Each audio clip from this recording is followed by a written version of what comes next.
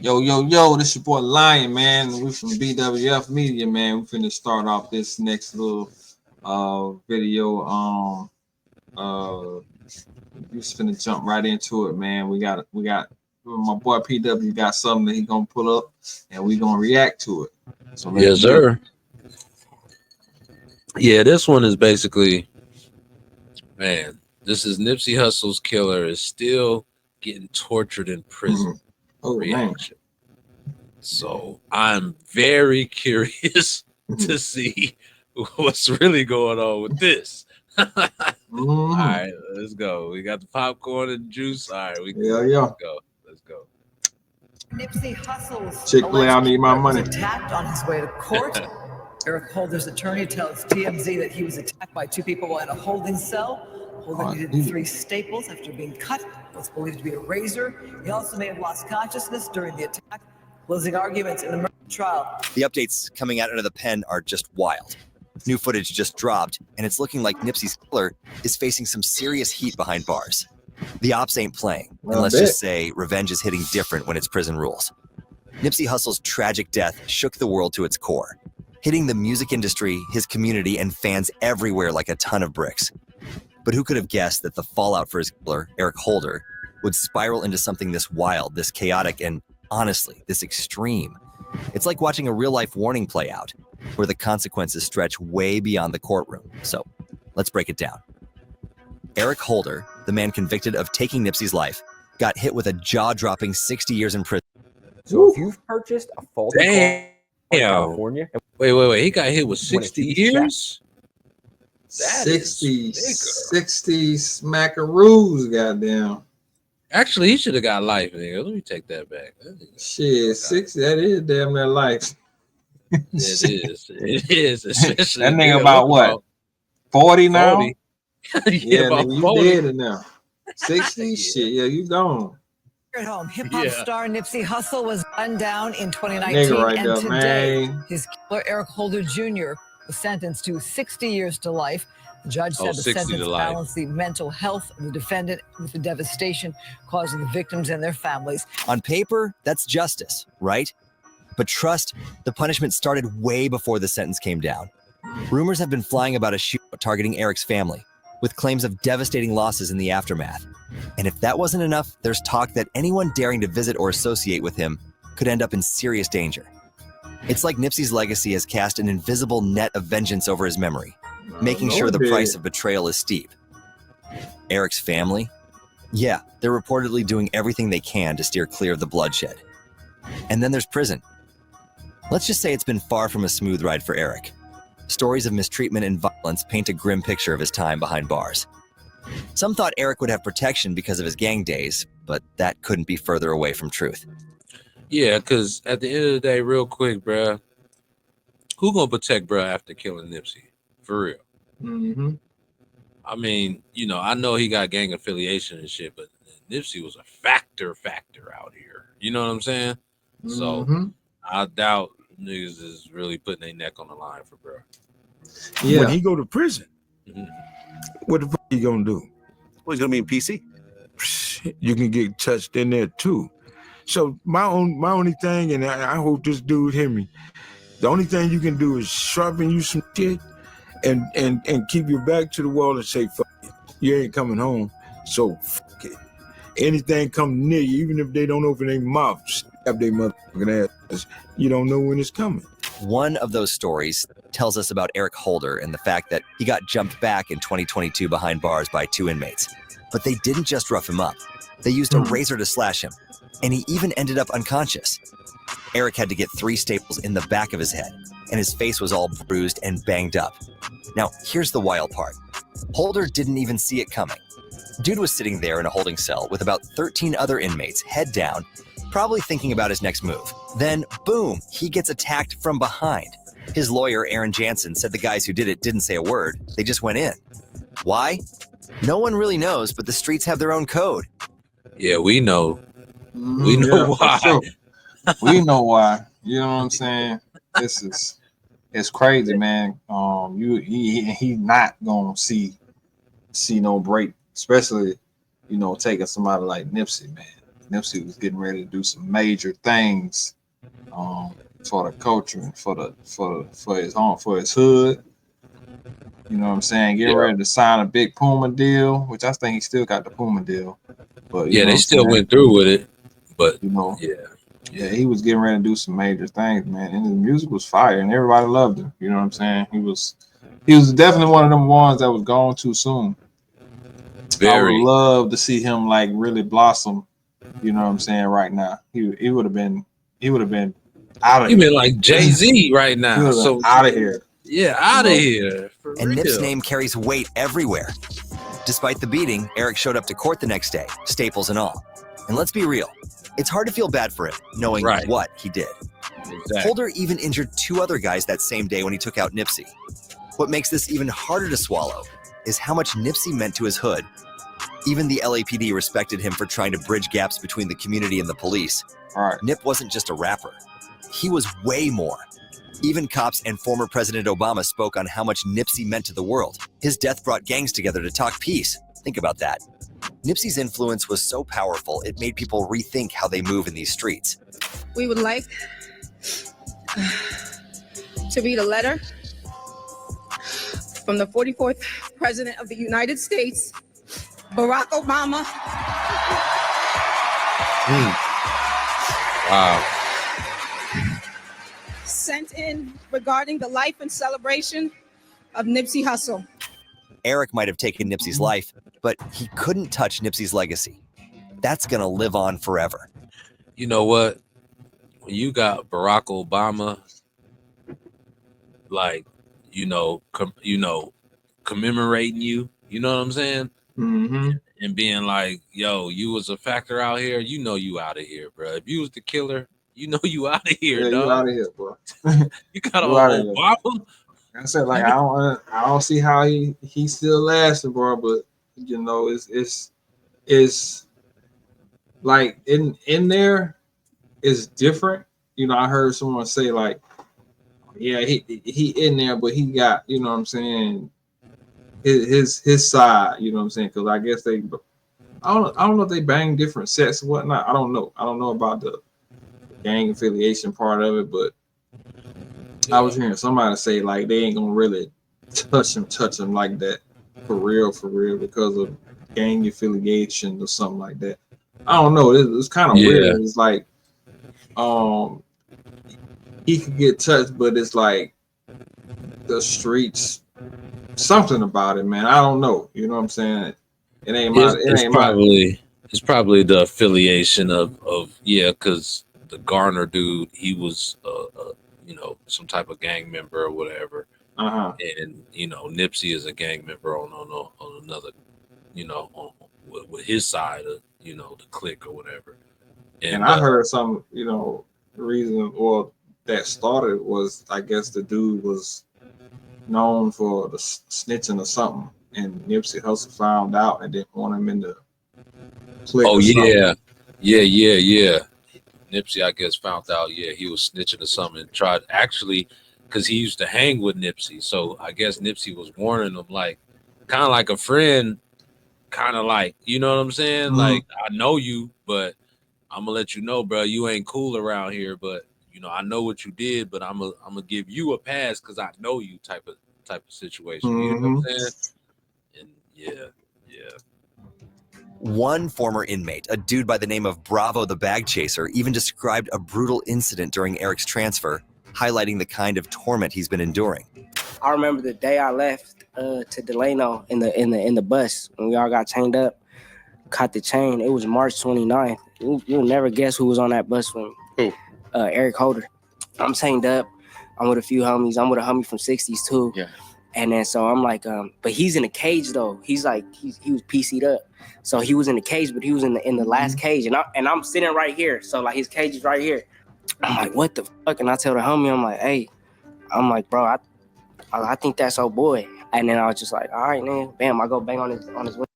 Attention retirees. Uh-oh. Here he come. Come bang on the window, man. This is democracy now. Oh, democracy. Hell nah. What the fuck is that? They're killing me. I I'm sorry. My R. Kelly voice. Hold on. What the hell just happened? All right, yeah, here we go. On the bus, like, what the fuck? I swear to God. And then he's like, you Eric Holder? He's like, yeah, it shit went crazy. Everything I love, he got pissed on and some more shit spit on. Well, some folks are like, Damn. he's getting what he deserves. Others can't help but wonder if this might be the beginning of the end for Eric, not because of parole or early release, but because revenge and justice seem to be blurring into something way more dangerous. Nipsey's influence was massive. He was loved, respected, and admired, not just in his hood, but across the whole rap game.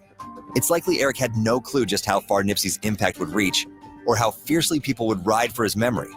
After Eric shot Nipsey, the streets lit up with whispers about swift and brutal retaliation. Word is his entire family might have been caught up in the fallout, paying the price for his decisions. While nothing official has ever backed this up, unverified reports started swirling, claiming that at least 2 of Eric Holder's family members had been taken out or shot as payback for Nipsey's murder. But that wasn't the end of it. Things got even messier. Tariq Nasheed, another outspoken figure and an LA native, didn't hold back. He claimed that Eric had a reputation in the neighborhood as a snitch and might have been tied to other crimes too. Tariq even took it up a notch by posting a photo he claimed was from the scene of one of Holder's relatives' deaths. As this chaos unfolded, the LAPD reportedly ramped up their patrols, trying to manage the growing tension following Nipsey's tragic death. But let's be real. The rumor mill was already in overdrive and wasn't slowing down anytime soon. Some whispers started suggesting that Holder might not have acted alone, that he was just a pawn in a much bigger and darker game. And then the name Big U began popping up in these conversations. People were pointing fingers at the tension between Big U and Nipsey, which flared up when Nipsey decided to part ways with Big U and go independent. According to someone from the Rolling 60s who's been sharing their take on the situation. Wait. So he was signed with Big U, and then he went independent. So that's big. That's big. You know what I'm saying? Because if bro making money off Nipsey, and Nipsey said, you know what, let me go ahead and go independent, he might have felt some type of way. He might have felt some type of way. I don't know. I don't know. I feel like when Nipsey got the deal with Puma and all those, he started getting all those big contracts and deals and stuff, he started talking about it. You know what I'm saying? And I guess niggas must have got salty about, you know what I'm saying, the success he was getting and the attention he was getting. Right.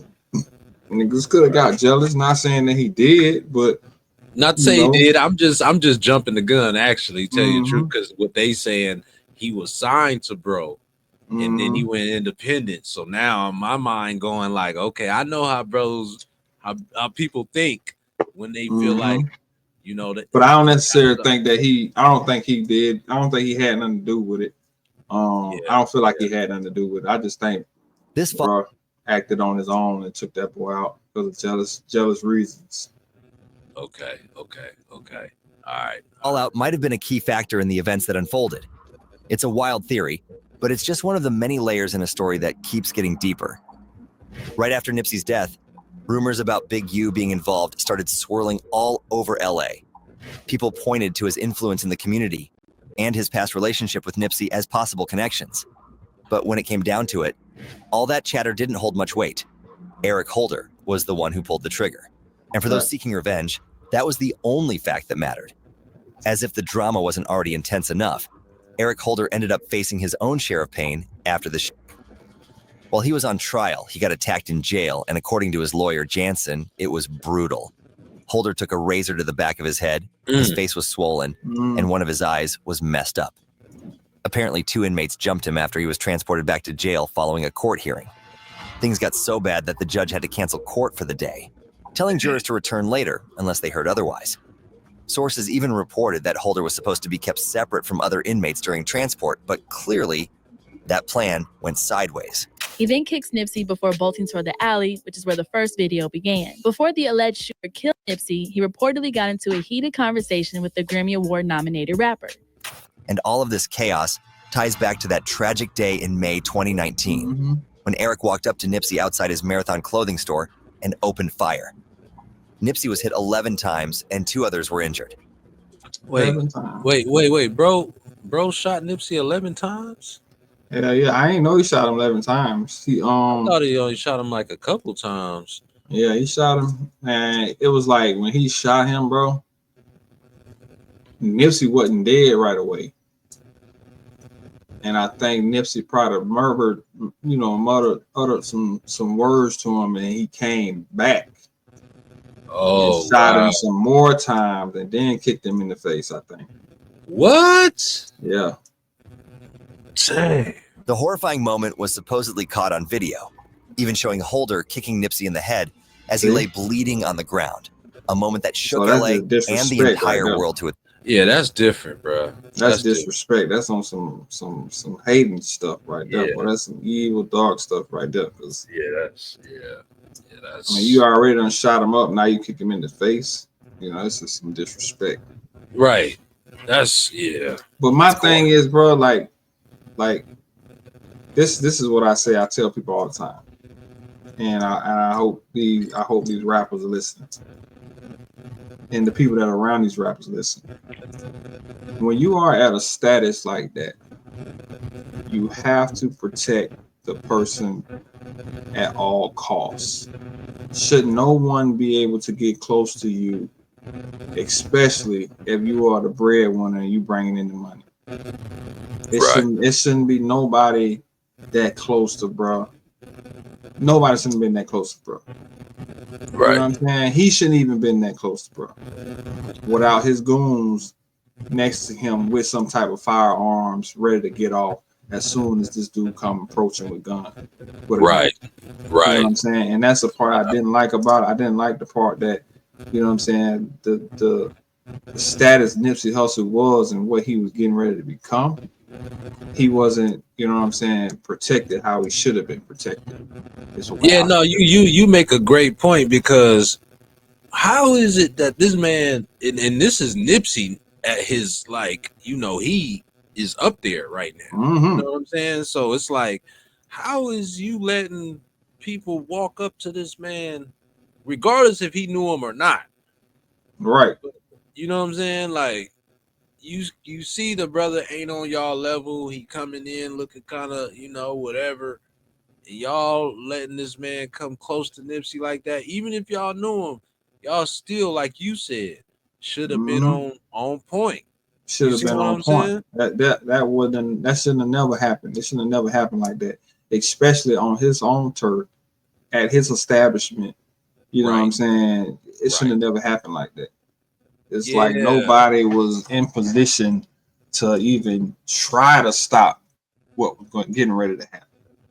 And it's almost like these rappers let they security be their homeboys, but they homeboys ain't on point like that. And that's no disrespect. That's just like, if you supposed to be there to, you know, reap the benefits off your bro and do what you need to do to watch out for him, you need to be on point. You gotta be on point. You gotta be on point, bro. I'm talking about they supposed to have him locked down like the president. Straight up, bro. Like the president, like he's Nipsey Hussle, like he's freaking, he's that nigga. He's that nigga. This nigga is that nigga. And he the nigga who's feeding everybody. So you need to protect bro. You know what I'm saying? And that's foul. Here's how it went down. Right from the jump, Eric Holder's lawyer didn't deny that his client shot Nipsey. But he fought hard against the idea that it was some cold-blooded, premeditated hit. He called it a heat of passion case, telling jurors that Nipsey had accused Eric of being a snitch, something that doesn't just roll off your back in the streets. These two weren't strangers. They had history. Both grew up in the same neighborhood and were tied to the Rollin' 60s Crips in South LA. This wasn't a random encounter. It was personal. According to Herman Douglas, aka Cowboy, one of Nipsey's closest friends, the two had a short conversation just 10 minutes before the shooting. Nipsey had brought up a rumor he'd heard about Eric supposedly working with the cops and giving up names. Cowboy said Eric didn't seem too fazed, like he was brushing it off. But clearly, something was boiling under the surface, because what happened next changed everything. Then there's Brianita Nicholson, Eric Holder's ex, who brought a whole new layer to the story. In her testimony, she shared that she had driven Eric to a restaurant in the same plaza where Nipsey's Marathon store was. While they were there, she overheard Holder confronting Nipsey in a sharp, heated tone, saying, "Did you say I snitched?" before storming off. After that, he got back in the car and told his girlfriend to drive around the block a couple of times. By the time they circled back, she said he was sitting there loading his gun like it was just another day. She went on to describe how casually he told her to park in an alley, took a couple bites of his chili cheese fries like nothing was out of the ordinary, and then just walked off toward the store. A few moments later, she heard gunshots. At first, she thought about taking off, but hesitated, wondering if Eric had gotten caught up in whatever went down. But then, he came running back, jumped in the car, and yelled for her to drive off fast. She saw him stash 2 guns in a bag, and even then it didn't fully click for her what had just happened. It wasn't until later that night, when she saw the news reports about Nipsey's death, that it hit her. Holder might have been the one responsible. It's scary to think about the fact that she only knew this guy for a month, and now she's wrapped up in one of the most devastating and talked about events in LA history. It's wild how fast things escalated, from a simple car ride to an irreversible tragedy.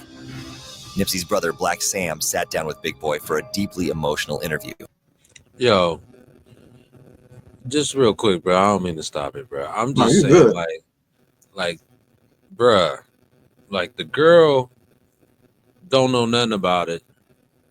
She over here dropping bro off and all that. Now she in the mix because now she's a part of the accessory. You know what I'm saying? And I'm like, man, bro, like he done. Not only did he take down legends, he taking people down with him and all this type of stuff. And it's like, it's just so sad how he really did. As far as what I'm seeing right now, he really didn't have no other reason to killing Nipsey but just being on some hating shit. Right. Like, there's no other point. Like, for real. Like, Nipsey told you a snitch, and now you go and blow him down. Like, come on, bro. No homo. Where he opened up about everything from Nipsey's life to the gut-wrenching day his brother was taken from them. As the conversation went on, Sam got real personal, sharing his memories of that tragic day in 2019. He described how, despite all the chaos, there was still a flicker of hope as they rushed Nipsey to the hospital, holding on to the belief that maybe, just maybe, his brother would pull through. But when the news came that Nipsey had passed, everything came crashing down. It was a moment that hit hard for everyone listening, showing just how deep the loss cut. Not just for Sam, but for everyone who loved Nipsey. Big Boy, never one to shy away from tough questions, asked Sam if he believed the narrative that Nipsey's death was just a random spur-of-the-moment act. That's when Sam started peeling back the layers, revealing details that painted a much different picture. He explained that whenever Nipsey visited the Marathon store, there was always a routine, a protocol in place to keep him safe. Right. Someone would usually be stationed at the door, armed, keeping watch over the scene. But on that particular day, he was outside. No one was guarding the door, and Nipsey, dressed casually in shorts, seemed relaxed, vulnerable in a way he never should have been. Sam went on to recall how Eric first approached Nipsey shirtless, like he was scouting the area. Sam said Eric must have noticed the lack of security, seen that Nipsey wasn't on high alert, and then made his move. But here's where it gets even more chilling. Eric walked away, just like Brianita had confirmed in her testimony, only to come back minutes later wearing a red shirt. In their neighborhood, Sam explained, no. Wait. The nigga looked like he got a 6-shooter. Yeah, that's what I said. And they say he got shot how many times? He said he got shot 7 times. So how? No, he said 11 times. 11 times. How you got shot 11 times with a 6-shooter? That's what I'm saying. That's hold up. No, that's Manny, right? That's crazy. Like, what's really going on? Like, you got a 6-shooter. We gotta check that because you get shot 11 times. Well, they reloaded a 6-shooter or had 2 guns? No, he had 2 guns, didn't he? I think he had 2 guns. Did they? All right, let's listen. Hold on. But he wears red shirts. It's practically a rule. You can't even buy one at the local liquor store. To Sam, this wasn't a coincidence. He believed Eric intentionally put on the red shirt to throw people off and make his actions seem disconnected from the gang-related tensions in the area, before sneaking through the alley and carrying out the attack. For Sam, This wasn't some spur-of-the-moment act. It was calculated, planned, and devastatingly executed. Fast forwards to the trial, and Holder was eventually sentenced to 60 years to life in prison. The verdict came down on July 6, 2022, when he was found guilty of first-degree murder for Nipsey's killing. I am very mindful of what was presented as to Mr. Holder's mental health history. I'm also mindful of devastation caused to the victims and their families. So I think this sentence balances both. The sentence came down hard, as it should, given the gravity of his actions.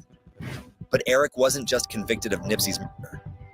He was also found guilty of 2 counts of attempted voluntary manslaughter and possession of a firearm. Despite pleading not guilty to all charges, the jury didn't buy his claims of innocence when it came to Nipsey, though they did find him not guilty of attempted murder in relation to the 2 men who were injured during the shooting. After the verdict, attempted voluntary manslaughter and possession of a firearm. Despite pleading not guilty to all charges, the jury didn't buy his claims of innocence when it came to Nipsey, though they did find him not guilty of attempted murder in relation to the 2 men who were injured during the shooting. After the verdict, Eric's attorney, Aaron Jansen, expressed disappointment, saying they plan to appeal the sentence. It was always going to be tough, considering the high-profile nature of the case. Wait, so 2 other dudes were shot when Nipsey got shot? So I'm thinking that he probably did have about 2 guns. Yeah, you shot Nipsey 11 times, and then you shot the other 2 dudes. I mean, nigga, you gonna have to have an AR out that motherfucker there. Nigga, not that little pea shooter you had. I think he probably had like a 9 or something and a 6 shooter at the same time. And they just caught the 6 shooter in his hand. I don't know. I don't know. It's kind of weird though to have a 6 shooter and then he say he gets shot 11 times. I don't know. Right, and then everybody else getting shot too. Like, come on now. I mean, I don't know. We're gonna see. Case, Jansen told ABC News, acknowledging the immense attention the trial had received. Still, he found a small silver lining, saying they were relieved the jury acquitted Eric of the 2 attempted murder charges, believing those accusations were overblown. For Sam and Nipsey's loved ones, though, the focus wasn't on legal stuff. It was about the irreplaceable loss of a man who was more than just a rapper. Nipsey was a community leader, a brother, and a beacon of hope in a neighborhood that needed him. Sam's reflections during that Big Boy interview served as a painful reminder of how much was lost that day. Not just for his family, but for the culture Nipsey worked so hard to uplift. Even though Holder pleaded not guilty to the first-degree murder charge, he never denied pulling the trigger on Nipsey. His lawyer made the case during the trial that while Eric did shoot Nipsey, it wasn't premeditated. On the other hand, Nipsey Hussle was the polar opposite, a beacon of hope for his community. He wasn't just a rapper. He was a leader who gave back to the same neighborhood he came from. He provided jobs, supported local businesses, and was even in talks with the LAPD about ways to reduce gang violence just days before his tragic death. Wait. So he didn't wait. So he didn't get charged. Well, the other two victims. The other 2 dudes. They got charged for Nipsey Hussle. He got charged for Nipsey. Okay, I see what you're saying. Okay. Nipsey's impact wasn't limited to music or his immediate surroundings. He was a force for change.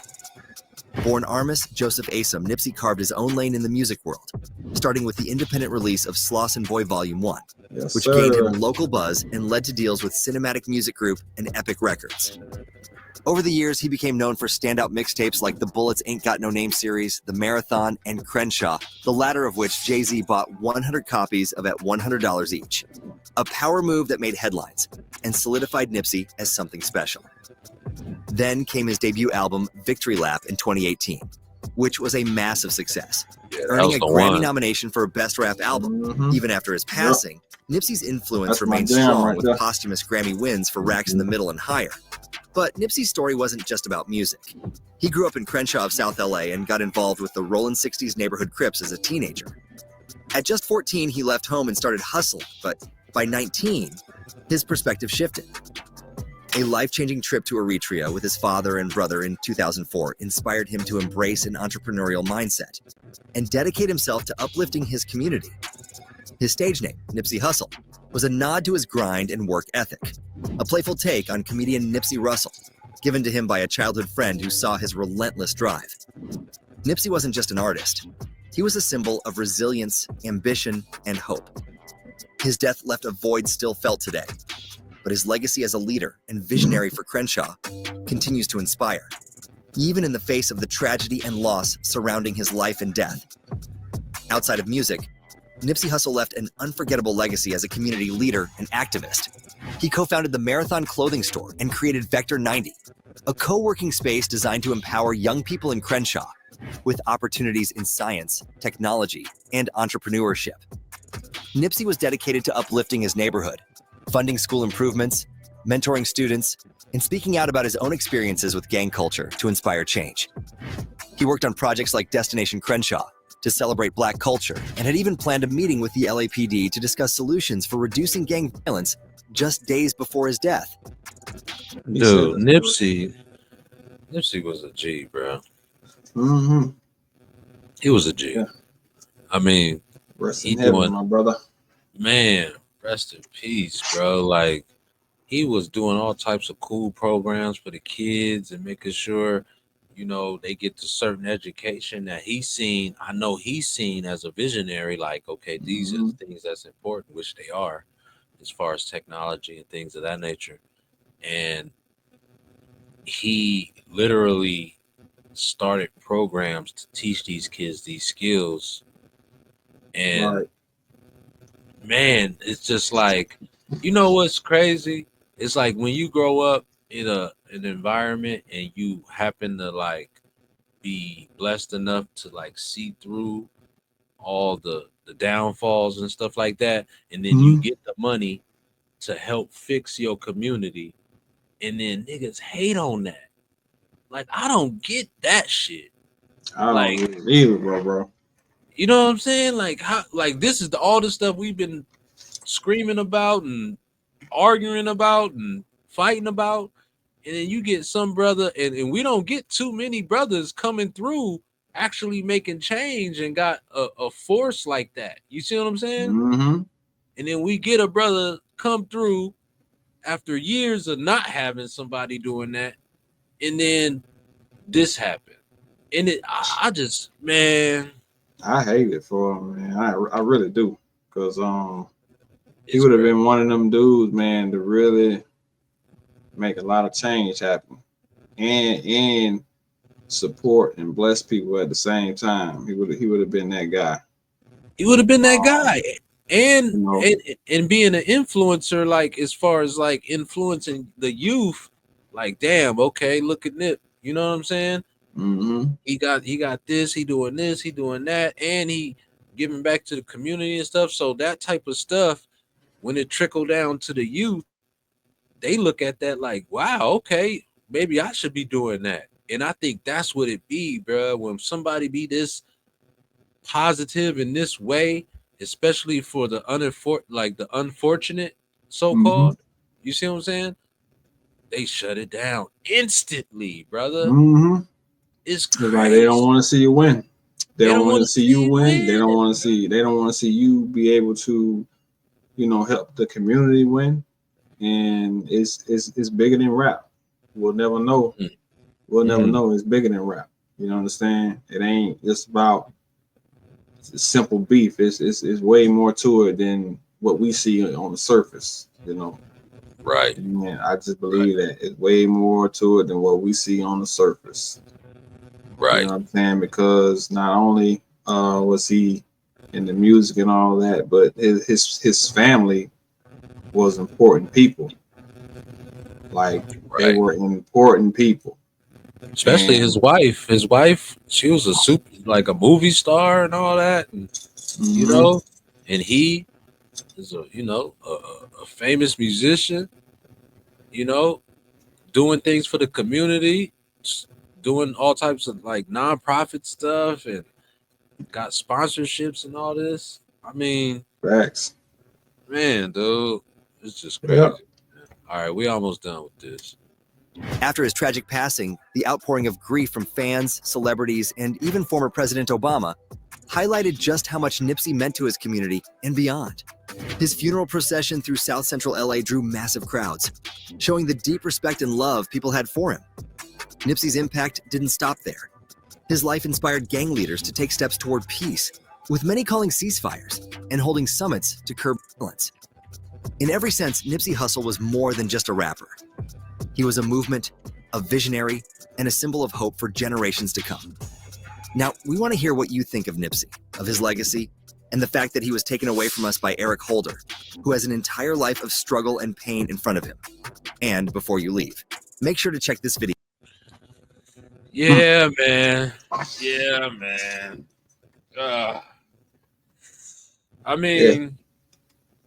I mean, last closing statements, my brother. Well, man, rest in peace to my nigga Nip, cuz I didn't get to see him. But we did go down there, a month before he died. We was able to go to his shop, check out his spot, and we met the team, we met the people that work at the store. We seen the outside and everything, man, but we didn't get a chance to meet him. I think he was doing some other type of business somewhere else, and we didn't get to see him that day. But I wish I would have met him, you know what I'm saying? Because that was like maybe a month or two. We went out there to LA, and then to find out that he died in like the next month or two, crazy. That was real crazy. Yeah, that's crazy, man. You know what I'm saying? So, man, I hated that I couldn't meet him and like give him some words of encouragement. You know what I'm saying? And learn some things from him as well. You know what I'm saying? I hated that I didn't get to have that conversation when we went out there. It would have been cool. It would have been dope. You know what I'm saying? But yeah. Rest in peace to that brother.